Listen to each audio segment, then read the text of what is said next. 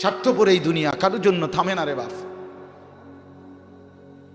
হ্যাঁ, যেদিন বাপের জানাজা পড়ে, যেদিন বাপের লাশ কবরে দাফন করে, সেদিনও বংশধর সন্তান ছেলে মেয়ে ঘন্টা খানিক 2-4 ঘন্টা কাইন্দা কাটটা হইল, রাতের বেলা ঠিকই ভাত খায়। হ্যাঁ, খায় না? পাশের ঘর থেকে খানা আনে, ওরা ঠিকই খায়। স্বার্থপর দুনিয়া যে, থামে না রে ভাই, থামে না দুনিয়া। ওই জন্য আমাদের কারো জন্য থামবে না। তুমি আমি মরে গেলে শেষ।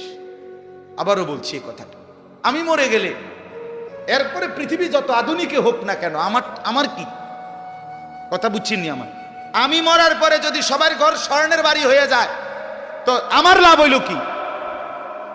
আমার মৃত্যুর পরে যদি সব মানুষ আধুনিক হইয়া চাঁদের দেশেও জায়গা, আমার ফায়দা কি? আমি তো নাই, আমি তো মরে গেলাম। যে কবরে চলে গেল সে কি আর ফিরে আসবে? আল্লাহ আমাদেরকে বুঝ দান করে।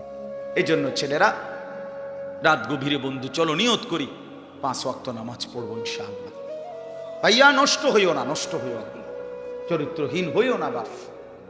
আমার একটা শেষ অনুরোধ, তোমরা ছেলেরা যারা, তোমাদের কাছে আমার শেষ